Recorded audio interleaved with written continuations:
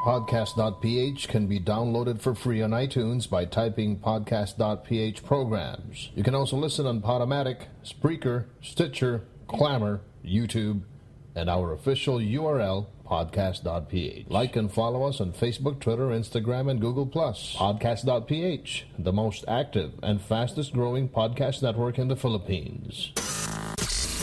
Can you adjust the frequency and volume a bit?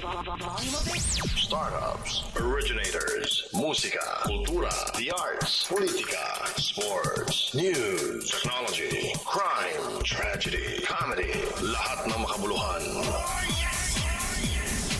We are your independent podcast content creator, straight from the Philippine Islands. Mabuhay. You're listening to Podcast.Ph. Welcome to the 49th episode of Martin's Mancave here on Podcast.Ph. My name is Martin Andanar. This is the podcast program that talks to people who have contributed so much in society, especially here in the Philippines. Our guest today was born on November 1967 in Manila. His parents are Augusto Lingao and Diana Doronila. He has three siblings. Augusto, Cesar, Roberto, Michelle. Four. Married to Esther Marquez, he has one daughter named Elizabeth. In 2006, he got a scholarship at the Edward Morrow Foundation, and he finished his elementary at Don Bosco Mandaluyong High School. He went to Don Bosco Seminary in Pampanga, and he finished it at the Arneo College. He went to the University of the Philippines, and of course, after that, he went on writing and reporting. He first worked for, if I'm not mistaken, let me see, the Manila Chronicle as a correspondent in 1987. And then he went to work for Sky Cable News. He also went to work for the Manila Times. Pasensya na kung hindi ito sunod-sunod na. At this point, it doesn't make any difference anymore after almost 3 decades. Yes, in 1999, of course, he was... he sort of shot to stardom during his time at the Correspondence when he was covering the war in the Middle East, in Afghanistan. And he became the news manager of ABC TV5 in 2004. And of course, he became the director for the Philippine Center for Investigative Journalism. Oh, just a multimedia director. Multimedia director. And of course, he's back now on TV5 as the anchor for our late night news, Action Tonight. Without further ado, please welcome, ladies and gentlemen. Ito talagang idol to ng mga manunulat, mga giorno ng bansa. Walang iba kundi si Eduardo Lingao. Ed. Akala ko sasabihin mo na mga baliw. That would be more specific and accurate. Welcome to the show. Oh, by the way, baka magtampo ang University of the Philippines. Of course, si Sir Ed, most outstanding alumnus. Yeah. This was in 2000. I think it was 2011. Sure. Yeah. Kasi nagtapos si Sir Ed ng AB Journalism. But I don't think they put the prefix most. Just outstanding lang. Just outstanding. You'll have a lot of people getting angry with it. Dinagdag ko na lang yun. Most during that year. Baka kuyugin ako nun. All right. Sir Ed, so you're back on TV5. You're doing the late night news as the main anchor. But before we talk about your current work, simulan natin sa kung saan ito nagmula lahat, no? Let's talk about your parents first. Okay, ngayon ko lang nalaman na Doronila pala yung nanay mo. So ibig sabihin you're related to Doro. Oh yeah. Amando Doronila, the legendary the old man, the grumpy old man, as they say. Well, we just call him Tito Totoy. Tito Totoy. I saw him once at the Philippine Daily Inquirer, and he was crouched and working and typing, and I thought he lived in Australia, in Melbourne. Yeah, he spent quite a while in Australia after he was he went into exile in Australia after martial law was declared. Okay. Kasi he was detained for a while, and then he went over to Australia already, and he stayed there until I think just before 1986, just before the revolution, the EDSA Revolution, and then he put up the Manila Times. So that explains why Oh no, your second paper is Manila Times, the first Chronicle. Yes, No? yeah. And when you came into the Manila Times, he was there, or wala na He siya doon? came in, he set up the Manila Times, and then he moved over to the Chronicle. Oh. And then I joined the Chronicle, and The rest is history. so on down the line. Uh-huh. But we were, we kind of have an informal agreement in the family. I don't know if you'd call it an agreement. You don't really say I'm his. It's like a tacit agreement. Yeah, you know? I'm related to the editor in chief, so give me, give Kasi me hirap some nun. space. No, that's why they dumped me in the night shift of the police beat. Well, if you're one guy like Doro who left the Philippines and went on self-exile in Australia because of the nepotism of the Marcoses, and I'm sure ayaw niya rin ng nepotism doon sa Manila Times kung nasan siya at ikaw nandun. But I'm assuming he's one of your idols. Yeah, of course, to a degree, yes. But he does things his way, and I do things my way. He has his own beliefs, and I have my own beliefs. I don't think we always will. We never. Well, of course, we never really talk shop. But if ever we do, I don't think we'll always agree on a lot of things. There are things that he writes about. There are things that he writes that I would not agree with, and there are things I'm sure that I do that he would not agree with. One good example is that I'm in broadcasting. Sobra ka naman. Okay, wait. Before I ask you the question, did you ever really imagine that this huge opportunity will fall on your lap, being the main anchor of Action Tonight? Before maybe you answer that later on, but let's talk about your parents first. No, so your father and your mother. How were they when you were growing up? My father was a doctor. My mother was a nurse. So, okay, so doon nagkakilala sa ospital? Sa US sila nagkakilala. Sa US. Yeah. Okay. So it was kind of understood that one, if not most of us, would end up in the medical profession. But they let us grow up any way we want. There was no pressure really, which is why I ended up in the seminary in first year high school. Yes. I was 11 years old, and I told them I wanted to be a goodness. priest. 11 years old, and you were already in the seminary in Pampanga, and you had to live there. Live there and work there. Oh, my goodness, When I say work, I don't mean work for a living. I mean work like work for God. And for your community, because in our seminary before we didn't have any janitors or cleaners and all. We did all the work ourselves. Every day in the morning we would have 30 to 45 minutes just to do our chores, which is anything from cleaning the bathrooms to taking out and burning the garbage.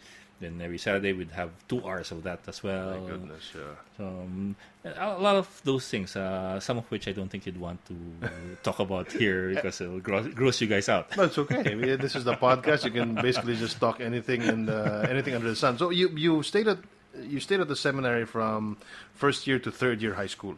Yeah, I finished third year there, and summer after third year I moved over to Ateneo. The Ateneo. What made you decide to go to Ateneo? Siguro may nagka-crush ka siguro. No. It was more fun. The thing with the seminary and priesthood is that, it was interesting. It was very enlightening and very challenging, and I learned a lot from there. Well, for example, I'd say that they at least that seminary, they gave us very, very good training for real life, character building to a degree.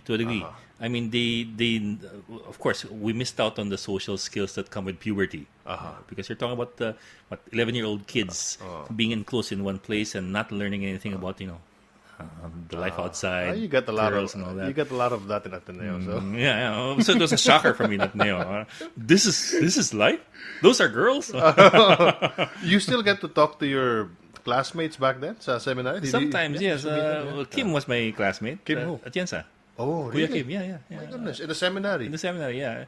Wow. And the priest who wed me and my wife was a classmate in the seminary. Galing. So he ended up priest. Yeah. Galing. There were 50 of us when he started off in that class in the first year, and only 2 or 3 became priests. Everybody else disappeared or dissipated into the night, or turned over to the dark side. Including you. I am still with the Force. So only 2 of you ended up in the media. Of course, you and Kim Atienza. Okay, going back to your parents. Your father and your mother. So your father's a doctor, your mother's a nurse, and they met in the States. They came back here, and when they came back here, started a family, and the five kids came out. Of course, My doctor was more like of course he was a doctor, he was an allergologist, but he was intensely into research. In fact, that's one of the things that my mom always liked to tell us, that if you want to be rich, don't be like your dad. Why? Look at him. He's a doctor. He was a senior doctor. He was very well respected. He had all these awards, but he never made the amount of money that his colleagues and his peers made, because he was so in love with research that he would prefer rooting around, looking into microscopes and studying things than molecules, than building a career. And he ended up a researcher until he retired. In fact, which is why when we went into college in UP, he was technically still part of the UP College of Medicine faculty. So he's a scientist. You might put it that way. He was deeply into research, which was why, we were like scholars in a way, because we would only pay 130 pesos per sem in UP because he was part of the faculty. So life was like growing up in a middle class family. I'm trying to imagine it. Very middle class, except for the part when I was in the seminary, because that was a bit of like living in Mars. Abject poverty. Really, I mean, you wouldn't believe the things that we would do there. They'd only see your parents once a month. They can come and visit every first Sunday of the month, all the way from Manila, for example. And you'd have the whole afternoon together, and they'd fawn over us, and they'd bring us some food so that we could supplement whatever they feed us in the seminary and all that. And you basically miss out on a lot of things that typical boys go through during puberty. So your mom was she was the one who raised the kids while your father was working in UP.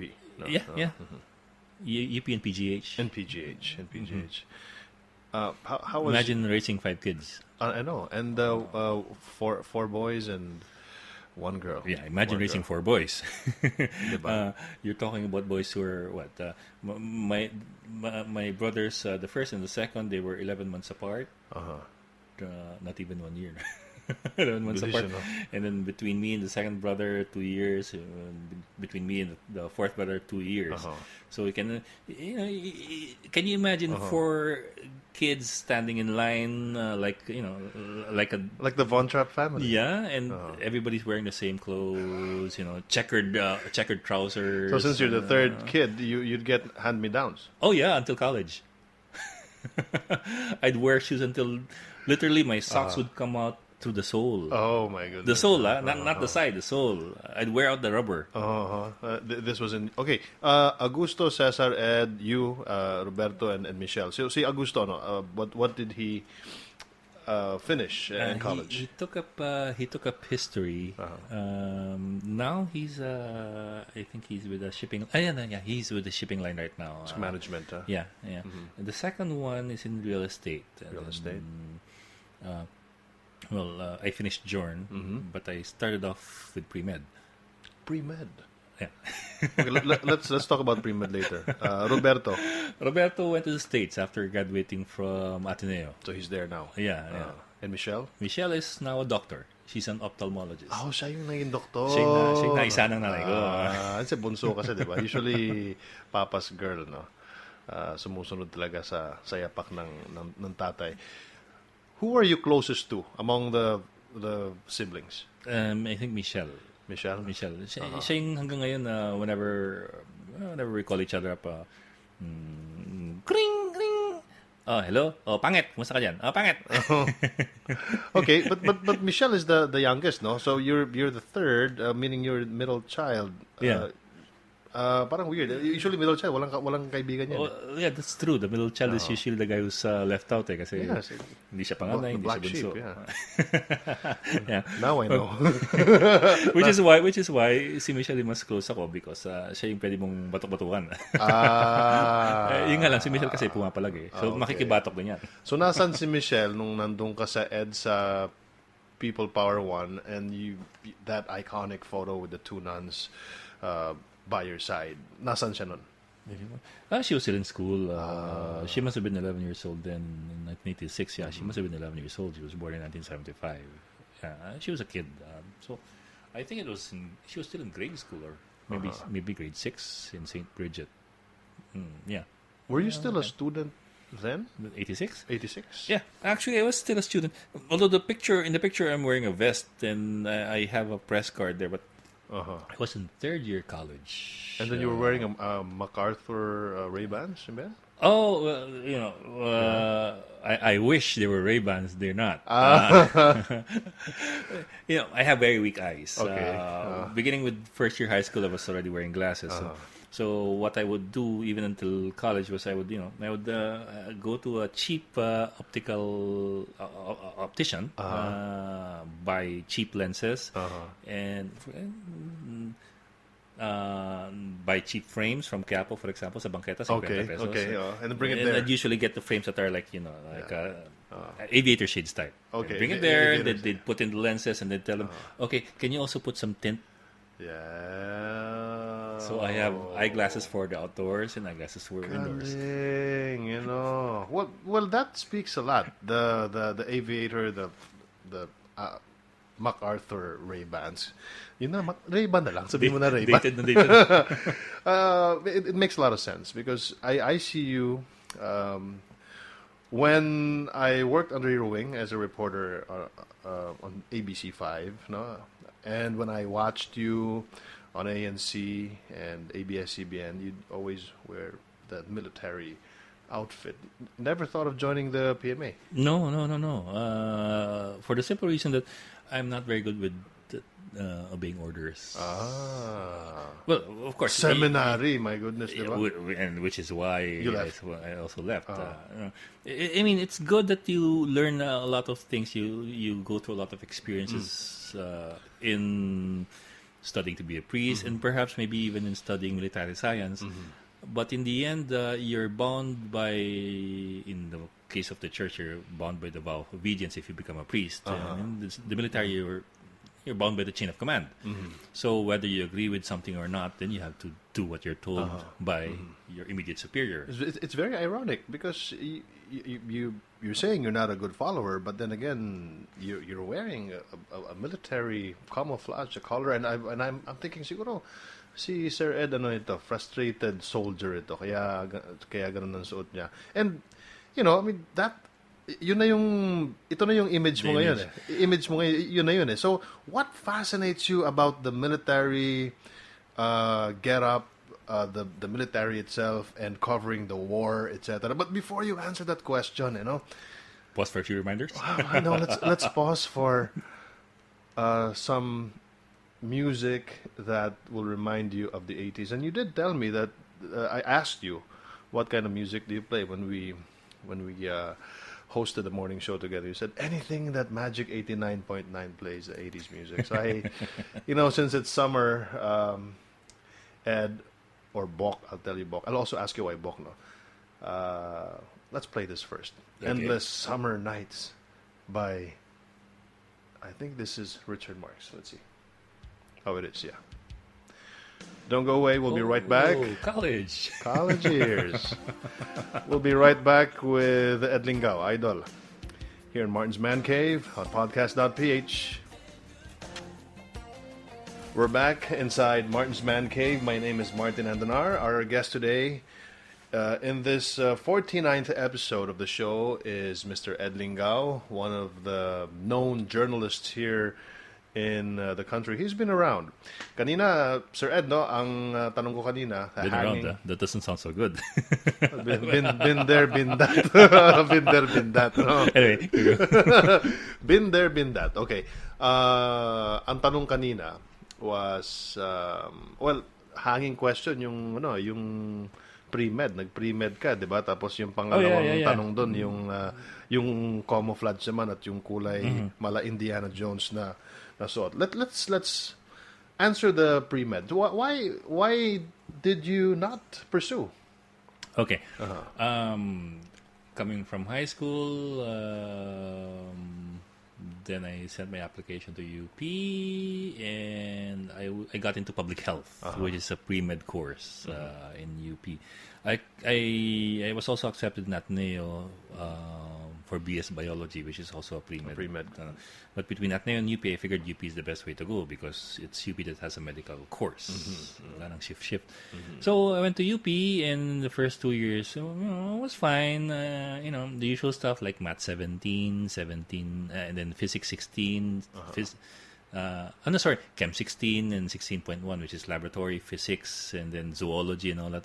All those fun courses that people like to avoid, especially if they're taking journalism. I hate those courses. But it was sort of fun, except when it got to the part where you have to memorize all these muscles, the muscle names, the names of the bones, and all that. And I like the idea of becoming a doctor and trying to figure out what's wrong with the person, doing diagnostics and all that. But I hated the idea of memory work, intense memory work. I was more in love with the idea of doing something creative.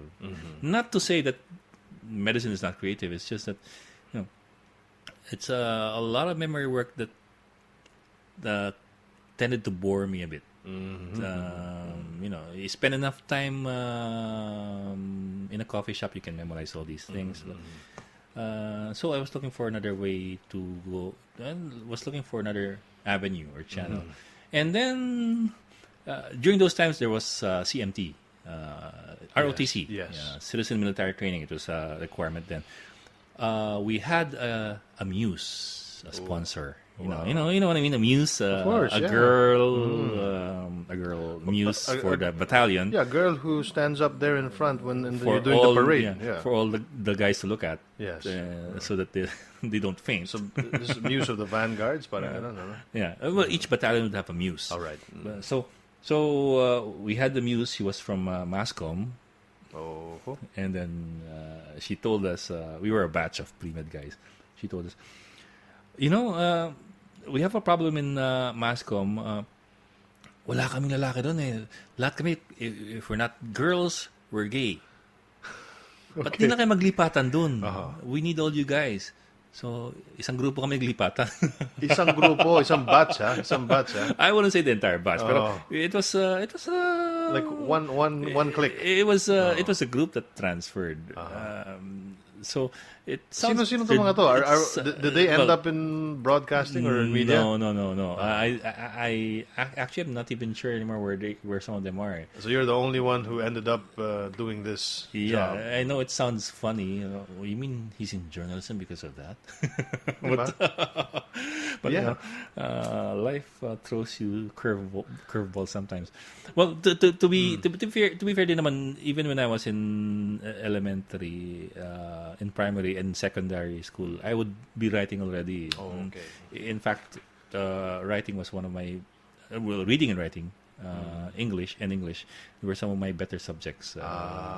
So I would do, even in elementary, I would do a lot of writing and get some prizes here and there. Pero bihira yun, that you see a person who's, strong in sciences and at the same time creative, having both left and right brain working. But it just bored you doing all of these... it was the memory work that got me. Yeah, doing math. I like the idea of dissecting. Human anatomy. Well, no, we didn't get that far. We only got as far as the frogs. Frogs pa lang. The next was supposed to be the cats. Okay. Oh. And then you moved. What did your father say? My father said, if that's what you want, that's okay. Pero labas sa ilong, no? Yeah, and then to be fair, my father respected my decision. Nice. And I suppose it wasn't so hard for them to understand that because they also knew that I was into writing a lot. Okay. But the problem I suppose was that they found it difficult to imagine what I would be once I finish school, because that was the time when broadcasting was not as big as it is now. That was a time when martial law. This was still martial law. That was a time when if you took up journalism, you ended up in the newspapers, and there were very few newspapers during that time, and they were all controlled. Yes. So there didn't seem too much of a future for anybody in that profession during that time. Yes. Especially in print. I mean, of course, if you're controlled and then every story goes to Malacanang for reviewing, I mean, that's kind of boring. And of course, print never had during that time the same amount of glamour as broadcasting. Most of the other, like in my batch in UP journalism, isang grupo kami. My barkada in UP Journ, that there was I, and then there was DJ Santa Ana. Si DJ. DJ, who is head of operations of TV5. Magkabarkada kami yan from college. From college days ba? Mm. Alright. And magka-batch kayo? Magka-batch kami nun. Wow. Sabay kami graduate. Okay. So marami kami pinagdaanan. Even to the point na nabugbog kami kasi naliligo siya ng babae may ibang boyfriend. But anyway, that's beside the point. Okay. Teddy Bagilat, congressman from Ifugao, who he's a progressive congressman. He sponsors a lot of bills that are very progressive. And he was in the same school, the journalism school. Kakabarkada kami nun. Okay. Si Linda Humilla. Oh, ABS-CBN. ABS-CBN. Yes. She was also in journalism. And like me, she started out in the newspapers. She started out with the Inquirer. Okay. And then there's Grace de la Peña. Si Grace, I think, is now GMA, head of operations of GMA. Yeah, I remember. Grace was the assistant of DJ when we were in GMA, and then DJ left for ABS-CBN, and then Grace took over. Yeah. So this was our batch. Wow, quite a successful batch, huh? Very lucky. Because it was also a batch that went through, the convulsions of the EDSA Revolution. We were the batch that was very active in 85 and 86. This was when kids were going out in the streets and attending rallies, and there was a lot of talk of what's going to happen next month, next year, snap elections, and EDSA Revolution. We'd go out to the streets, and this was the batch that was really immersed, who spent their youth, looking for the right road. And so you went to EDSA in '86, not as an activist, a political activist, but as a journalism student. As both. I could afford to be both at that time because I was not yet a journalist per se. Of course, that was February 1986. The month before that was a few weeks before that was the snap elections. I was a poll watcher for UNIDO. UNIDO, the opposition party. The group of Doy Laurel. And Cory. Yeah, I was a poll watcher for that. So, in part, I was there because it was history. And as an aspiring journalist, I wanted to be part of history. I wanted to witness history, but I was also there as an activist because as an activist, you want to be part of history and be part of making it, or pushing it in the direction that you think it should be going. It's something that I always like to say. You have two choices when you see history passing you by. Do you just stand by the wayside and watch history march by, or do you get on the back of the dragon and try to steer it in the way that you want? I choose the second one. Yes, and so instead of just being an observer, right? So I refuse to be the stenographer of history. Oh, that's nice. I like that, stenographer. Meron pa ba mga stenographer ngayon? Oh, so sa courtroom, di ba? Meron ba? That's- Don't they know that there's iPhone already? They can just record it. I don't think courtrooms have budgets that big to buy iPhones. But it's but these are civil servants. You can't really get rid of them. That's right. That's right. Well, well, speaking of civil servants, meron din naman noon yung mga nagmo-Morse code, 'di ba? Yung mga nagtitele ko ano, pero I'm even surprised. Yung Philippine postal office Kumikita sila, ha? kumikita. Laki ng ano nila. Yung sa stamps, 'di ba, ni Manny Pacquiao? Grabe 'yun. But anyway, that's a different topic. Okay, 86, so you were there. You already knew what you were getting yourself into. You witnessed a huge part of our history. I remember my dad this was during the EDSA Revolution. There were 4 days of marches and rallies in the streets trying to oust Marcos. One night during those 4 days, my dad took me aside and gave me a heart-to-heart talk. And he said, "I'm not going to tell you what to believe or what to think or who to support. That's up to you. But you have to also be careful because you don't know what's going to happen next. The choices you make now may seem romantic and may seem correct, but you also have to think in the long term." In other words, he was trying to tell me to go slow and take it easy with my choice. He was more on the conservative side, but he was at the same time also not telling me what to do. He was telling me, whatever you do, I'll support that and I will respect that. And that I appreciated from my father. What a cool dad. Very cool, no? Coming from that older generation, baby boomers, you know? You know how it is. Well, one more thing, for example, because I came from the seminary and people tended to think very conservative, not just in the moral sense, but also in the political sense. Then I went into UP. In my first year in UP, I was still very much pro-Marcos. I was a loyalist, although that was not yet coined during that time. My thinking during that time was that it was either Marcos or the communists, and the communists were one big boogeyman for a lot of people who were close to the church. It was either Marcos or the atheists in communism. So I evolved over the course of those 2.5 years in UP into an activist. But from being a pro Marcos and loyalist to an activist, of course, kasi UP naman talaga maraming mga political activists talaga doon. And I mean the imagination is quite broad, students there.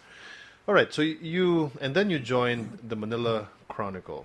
Bago ka nag-Chronicle, was there any other company that you wanted to join, or was there any other offer from a different place, or what made you decide to go to Chronicle? Well, just before the EDSA Revolution, I had this feeling that I was going to be a journalist na talaga. I mean, I was taking journalism, but not everybody who takes journalism becomes a journalist. A lot of them go into PR. A lot of money actually, there. Most of them go to PR because journalism is about writing, and that's also what PR needs. So, the months before the EDSA Revolution, it was already clear to me what I wanted to be. And so that was third year, and fourth year, things were shaky. There were coup attempts all over the place, and I was not yet a journalist, but I remember August 1987 coup attempt. I was not covering, but I was also there. Because I needed to be there, because I needed to see what was happening and see what I could do. Yes. I suppose that was how we were kind of brought up in that generation. So, was there any other option for me after graduation? Honestly, no. I don't think there was. Not because there was no other offer, but because my eyes were You're focused. Were focused already on in that direction. I was an Octoberian, meaning I was late for a SEM because I was a transferee. I had a lot of units, science units that were not credited. So I was on October in 87. So I graduated 87, October, November, I was in the Chronicle already, in the police beat. At night. At night. Oh, well, we all went through that, right? Yeah. But the thing with the newspapers is that it was a... Well, I don't know if reporters these days still go through this. I started out as a correspondent in the Manila Chronicle, and correspondents then were paid per column inch. My goodness. What that means is that, at least during that time, every 15 days, you would clip the stories of yours that were published. You'd measure it. And stick them on a sheet of bond paper and then submit it to the morgue. The morgue is what we call the library. Yes. And the librarian, the mortician, the librarian would measure it in column inches and you get paid. say, okay, I got good news for you. You got 5 inches this 15 days. Okay, times 12 pesos. 1 inch is 12 pesos. Really? Yeah. And that's how we were paid. And you don't have any retainers fee or anything. So 60 pesos? If you get published, well and good. If you don't get published, even though you spent, you don't earn anything. How did you survive? I lasted 6 months. After which I said, no fuck. I'm sorry. It's okay. It's okay. We're in a podcast. You guys are screwing us. We're fighting for the rights of everybody else, but our rights here are being violated. I'm not going to let this go on anymore. I'm resigning. I'm going to a place where they have bathrooms that really flush and people who smell good, and women who look like women. So what did they say? So they say, okay. So I resigned from the Chronicle and I went into PR, advertising. Chronicle was owned by who? Lopez. Then? Lopez. Lopez. It was DJ there too, or Manila Times No. DJ? No, I think DJ went straight to the Daily Globe. Daily Globe. Okay. So and then after that you joined PR. I joined Magnolia as a writer. And surprise, surprise, there were really bathrooms that worked. And there were women who there looked were like women who looked like women and smelled like women too. Nice. And then the pay was real pay. Better, the first 2 days or weeks, I said to myself, so this is what a job really is like. And this is a job. And you can afford to pay for your date. Yeah, and so it was well and good, and I lasted 2 months. Why 2 months? Because after a few weeks, is this what I really want to do? Soul search ka ulit, no? It was like everything's so perfect here, but is this what I want to do? Of course it was Magnolia and San Miguel. It was San Miguel. Powerful, diba? One of the corporations all the way up there. So the people you work with, they would die first before they drink anything that's not San Miguel. Produced by San Miguel. Bawal, no? Parang, isn't that a bit extreme? No, that's really how it is. Okay, aren't there other things that you worry about? No, this is it. Loyalty, no? I suppose that's their world, but it wasn't my world. And it was a nice world, but it wasn't my world, apparently. So I came crawling back to the Chronicle, and I went up to my boss there, the Metro editor, and I told her, Ma'am, pwede po bumalik? And she goes, alam kong babalik ka eh. The corporate world is not your world. I suppose she saw through me. And I suppose everybody goes through that. You come to a point where you say, this is bullshit. How old were you then? What, 20? 19. 19 years old. 19 turning. I joined the Chronicle in November, and that I was 19 turning 20. So there. So Chronicle, and then afterwards, Manila Times. No. Yeah, in 1989, I transferred to the Manila Times. Well, to be fair to the Chronicle, after a year in the Chronicle, they made me a regular. So I finally started getting paid regularly, like a real employee. You know how it is when you're a real employee and you really get the paycheck. Man, oh wow, and a real press card. Oh wow, you don't have to measure your column inches anymore. And all Wala that. na yun, wala na yun. The thing kasi with the column inches is this it doesn't matter what your output is. It doesn't matter how many pages of manuscript you submit. It's what's published. So if there is no space today because there was a big ad, which is good for the paper because it's an advertisement that takes up space from the paper and that leaves your correspondence hanging. Yes, I tried that actually. When I was in GMA 7, I tried working just for the sake of experiencing it. I don't know if you remember the Philippine Times. Yeah. The Philippine Times. I wrote a few reports there, and also wrote a few for the Philippine Daily Inquirer. Yun nga, di ba? Yung column inch. And of course, I was already working in a network, so parang hindi mo na pinapansin kung papadala yung sweldo sa'yo because you know that it's Buti ka ba? you don't get enough pay. But wow, yeah. Pero okay. And those were the days kasi in the night shift, in the newspapers, we were lowly correspondents. We were non-entities.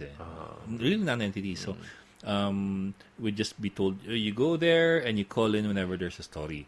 So you don't get any retainer. You don't have any vehicle assigned to you. Nothing. Basta bahala ka dyan. Bahala ka stay na there. story mo. Oh. And if you're not paid enough, how will you go do the rounds? Exactly. You don't have any vehicle, and even if you have the vehicle, how will you buy gas? Wala namang social media nun, di ba? So what happened was that I just hitch a ride with whoever. And that's how I ended up hitching a ride all the time with Jun Lontok, who became a cameraman for ABC5. I don't know if you remember him. That's how I first met him. He was he was doing shoot drive for ABS-CBN night shift, and he would always be stuck in the Western Police District. And we would whenever there's a big story, I just hitch a ride with him. So you'd be like the reporter, no? Sort of, something like that. Of June. Okay, so after Chronicle, you went to the Times, and some Manila Times, you became the chief of the reporters. No, that was my second stint at the Times. The first Times from 89 to 92, I was I was assigned to cover Cory, Malacanang. Suerte. Well, there was some progression naman eh. The first few months I was covering Congress, and then I was assigned to cover Cory, and then there were two of us for the Manila Times during that time. The senior reporter for Malacanang was Malu Mangahas. My boss in the PCIJ. And then I was the second reporter because that was a time when a lot of stories centered around Malacanang. There were coup d'etats, the rebellion spraying left and right, and you would produce 10 to 15 stories a day in Malacanang. And Cory also flew a lot of times, no? Made a lot of state visits. We traveled. I think that was the time when I got to visit all the provinces of the country, from Batanes to Tawi-Tawi. Akala ko sabihin mo that was a time that I went around the world. Well, no, that was Malu. She was the senior reporter. So you were assigned locally, the domestic. So you went around the Philippines, no? Yeah, like Batanes, we got stranded there, and we had to take the Ang Pangulo back to Manila. Things like that. It was fun because you get to meet a lot of people, you get to see a lot of the culture. But yun nga lang, you really were parachute journalists. You'd stay there for a few hours and then you'd fly back to Manila and all that. But it was also good and bad in the sense that you had a taste of covering Malacanang, covering a president who had a love-hate relationship with the press. Love-hate relationship. Cory hated the idea of having to talk to the press. Of course, she was the icon of democracy, but she would rather be a very private person. But that was not possible because she was the president. So there were times when she'd refuse to talk to us, and we'd have to stage ambush interviews. And until the time when she banned ambush interviews, I remember there was a time when we had to be more creative with the way we would get stories and write stories. For example, there was a time when Senator Enrile, he was a senator already at that time, said something against Cory Aquino, and we had to get a reaction. And ambush interviews were banned, so Cory would be walking from the guest house to Malacanang Palace, that's around 100 meters, and we'd be cordoned off by the PSG, so we cannot do interviews. We'd shout our questions, sir. Mrs. President, Senator Enrile accused you of so and so and so and so, and she would look at us and smile and wave like that. What was that? President Aquino laughed off accusations. And then background na yun. Wow, hirap nun Ang hirap nun, ano? So you had to be close to the press secretary. Yeah. So that you can get somebody to amplify. And then you also had to do a lot of backgrounding. Which is why during that time, now I understand why the press secretary was it Buddy Gomez? Buddy Gomez yan. Now I understand why he got so famous. Siya lang pala yung ini-interview parate. Siya lumalabas sa TV. Si Buddy na lang eh. Kasi there was a time when it was still Joker Arroyo and then it became another executive secretary or boss. But after a while, they passed it off to Buddy Gomez na lang. Anyway, he was a great. He was funny naman. Yeah, I think he was a great presidential spokesperson. No? Yung pala yung explanation nun. Kaya pala siya parati nasa TV. Siya lang parati sa TV. Sa dyaryo yung pangalan niya. So not like Marcos. Si Marcos kasi would have preferred to do it himself. Yeah. So he loved the media, no? Marcos. And who else could talk for Marcos naman? Nobody, yeah. Nobody could do that. So not Kit Tatad, who was then the information minister. Kit Tatad could disseminate information. He could also give a press conference once in a while. But I think when it comes to something that Marcos really wants to talk about, it would be Marcos who would do it himself. Kit would be like, he may be brilliant, but hey, how is he going to intrude into the thoughts of Marcos? Okay, so when was the transition to television? I'm very interested because when I first saw you in ABS-CBN, I was just so fascinated by how you would report. I knew that you're coming off from the papers, and you know what they say when you're in the paper. These people, they write brilliantly, but they can't talk. And then suddenly you were reporting and doing all of these live reports to correspondents, and especially when you were reporting there. Was it in Iraq when you reported, or in Afghanistan, and there were bombs, and you were just reporting it? Galing, and it was Jing Magsaysay was interviewing you, I think. Gabi ko, ang galing nito Well, the thing is that hanggang ngayon naman bulol pa rin ako eh. I don't know. I don't know what you guys think about it, but I've always thought of myself, and I tell this to everybody who hires me. Parati kong sinasabi, Bok, teka, buti alam mo, bulol ako, number one. Number two, I'm really awkward in front of the camera. Bulol na awkward. That's a bad mix eh. No, I think now I remember. It was Tina Monzon Palma who was interviewing you during the war in the Middle East, and Angelo Castro. I still remember that kasi Guerra at the was it Desert Storm 1? No. When was that? Or Afghanistan or 2? Could be Afghanistan or 2. Or Afghanistan or 2. Anyway, okay, kasi medyo malayo na yun eh. Dito muna tayo sa transition to television. Hoy Gising, and then correspondence. You speak very, very impeccable English.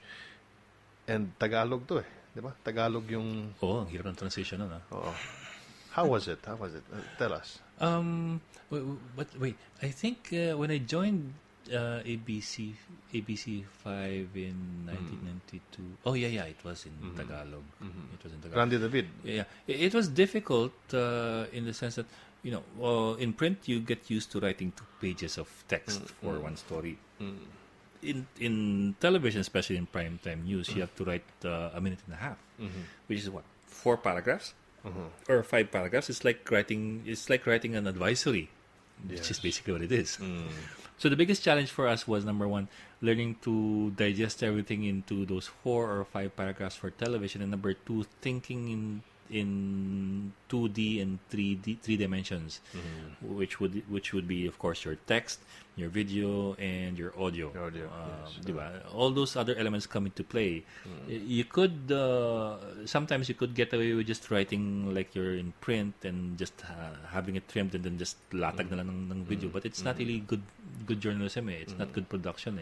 It's the lazy way of doing things. So what made you decide to join ABC first? Now, what made you decide to go into television? It looked like fun. It was a new challenge, and that was a time when we were thinking, what else can we do?